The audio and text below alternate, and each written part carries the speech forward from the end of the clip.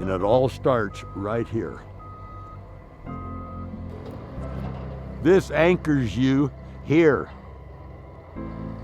No salesman, no advertisement, no guy on a cell phone, no tweets. Right here is what decides it all.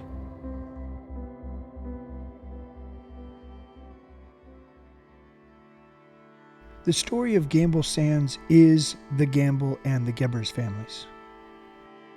It's cherries, apples, cows, community, and eventually, it's a lot of golf and an unforgettable experience. Like most good golf stories, they start in the late 1800s. But before we get to all of that, and the golf at Gamble Sands, we track Dan Gamble, who backpacked to central Washington from Nova Scotia. His goal was mining, but after he arrived, he pivoted into the timber industry and started a sawmill. And they ran that sawmill till about World War II, and then they moved it to town. And he had the steamboat landing on the Columbia River and a hotel there, and he dismantled the Butler Hotel in Seattle and shipped it all to Brewster and reassembled it and made the Gamble Hotel. Dan Gamble had a daughter, Martha, who in 1889 was the first non-native born in the town of Brewster. And the local tribe, the Long Jim family, actually chewed her little baby suit out of deerskin. And we had it forever, for decades, and my dad finally donated it to the University of Washington. If Dan Gamble was the backpacking pioneer who starts this story, it's Martha who puts the family legacy on her back and carries it through some hard times. She was a woman in a man's world, really. And she would trade lumber to people in the Columbia Basin for feed for her cattle herd, and trade apples. They went every winter down to LA and Las Vegas in the 30s. My dad was a little kid, and they would peddle apples on the corner to make ends meet. And just haul a 2-ton truck full of apples down there and sell them through the winter.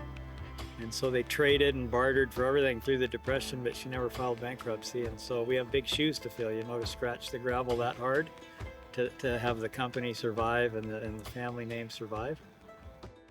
So that's the first 2 generations here. And what comes next is just more ambition and hard work. I mean, my mom immigrated out here from Arkansas. I mean, we're all Arkies, and she knew how to work. And she came out here, she was about 13, half her brothers and sisters didn't even have shoes on their feet. And they went to work in the orchards, and she met my dad. They married pretty young. And he got a lot of credit over the years. I mean, he brought the first Granny Smith into the country with Grady Oval. That's the green apple. I mean, it didn't exist in the U.S. Pioneer of the green apple. First pre-sizer, the Lapin cherry has revolutionized our cherry industry. And he got a lot of accolades and stuff. I'm telling you, my mom is the guts of our family. My dad always recognized that. We got our athleticism and you never quit in the fourth quarter attitude from her. She was a fighter and a battler and a hard worker. My dad never fired a guy in his life. My mom had to fire the guys that bruised the apples. And she got us out of bed every morning and went and changed sprinklers when we were kids. And it was her strong Christian faith that's the foundation of our family. Cass's father, Dan Gebbers, the inspiration for the name the Danny Boy Apple, died in 2014. But Reba, his wife, Cass's mom, is still alive today. She's 91. I took her up putting salt out in the cows in a Ranger, covered her up with a blanket, and we were out 4 hours in the mountains the other day, and she loved it. I mean, we were everywhere up there. She said, man, it's been 20 years since I was in this spot. I never thought I'd see it again. Here she is at 91 out in the mountains looking after the cows. So it was a lot of fun that day. I'm certainly having fun herding cattle with Cass and the family, but throughout the ride, he made it clear the life of a farmer is never easy. This fruit industry is a tough row to hoe. I mean, it's feast or famine. I mean, the cow deal has vicious cycles.